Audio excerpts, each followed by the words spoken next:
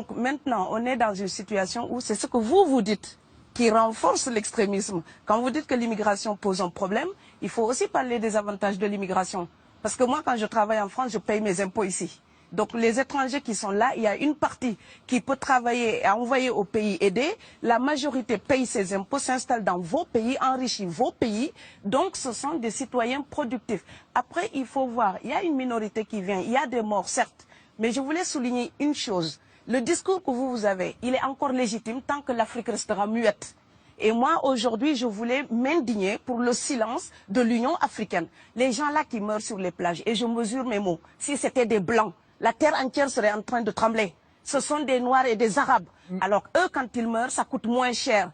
Ici, j'étais venu en 2008 et j'avais dit, l'Union européenne, avec ses flottes de guerre, avec son économie, je vous dis une chose, si on voulait attaquer nos pays ici en Occident, il y aurait des moyens de se défendre. Donc si on voulait sauver les gens dans l'Atlantique, dans la Méditerranée, on le ferait. Parce que les moyens qu'on a mis pour Frontex, on aurait pu les utiliser pour sauver les gens. Mais on attend qu'ils meurent d'abord. C'est à croire que le laisser mourir est même un outil dissuasif. Et je vais vous dire une chose, ça ne dissuade personne. Parce que quelqu'un qui part et qui envisage l'éventualité d'un échec, celui-là peut trouver le péril absurde et donc l'éviter. Mais celui qui part pour la survie, qui considère que la vie qu'il a à perdre ne vaut rien, eh bien celui-là, sa force est inouïe, parce qu'il n'a pas peur de la mort. C'est exactement pourquoi il faut fermer des frontières complètement. Il faut sauver l'Afrique et sauver l'Europe. Vous ne pourrez pas rester comme des vous ne resterez pas comme des poissons rouges dans la forteresse européenne. La crise actuelle nous a démontré ça. Au jour d'aujourd'hui, l'Europe ne sera plus jamais épargnée tant qu'il y aura des conflits ailleurs dans le monde.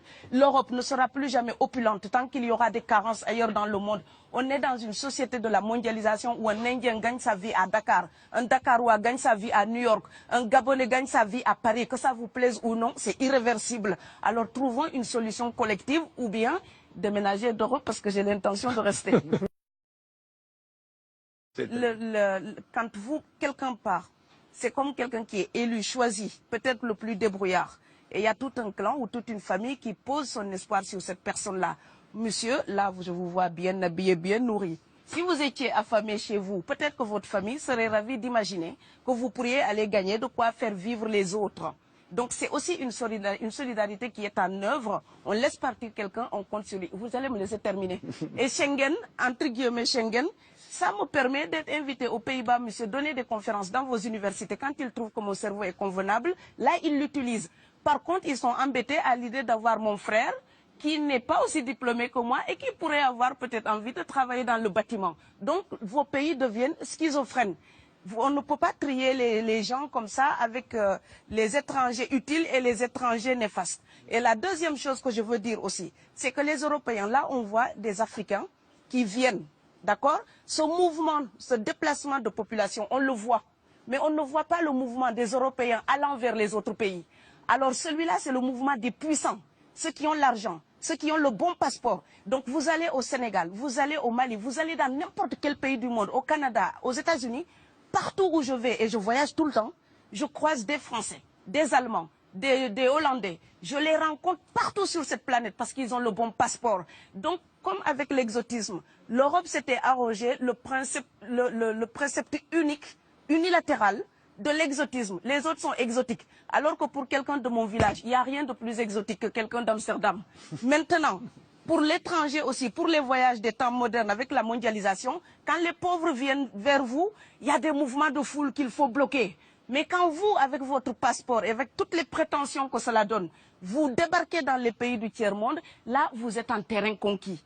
Donc, on voit les pauvres qui se déplacent, on ne voit pas les riches qui investissent dans nos pays. L'Afrique se développe en taux entre 5 et 10%. Ce n'est plus de la progression, c'est de la surchauffe. Sauf que quand des pays du tiers-monde se développent et qu'ils n'ont pas les moyens, pour gérer tout ça, il faut une ingénierie, il faut une formation, il faut des populations pour installer une démocratie. Là, cette surchauffe-là, vous avez besoin qu'on reste dominé pour servir de débouché à l'industrie européenne. Alors il faut arrêter l'hypocrisie. On sera riches ensemble ou on va se noyer tous ensemble. Et je pense que l'Afrique et l'Europe, par exemple, sont là comme des enfants qui se regardent à travers un miroir déformant.